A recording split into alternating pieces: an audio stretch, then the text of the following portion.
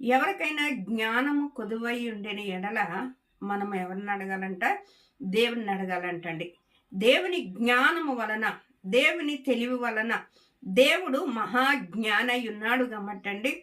ఆనాడు ఆదిలో ఏది ఏ రీతిగా చేస్తే మరి అది బాగా ఉంటుందో దేవునికి అన్నయూ ఎరిగి ఉన్న దేవుడు గమ్మట్టి ఆయన జ్ఞానముతో సర్వ సృష్టిని సృష్టించిన దేవుడై ఉన్నాడండి.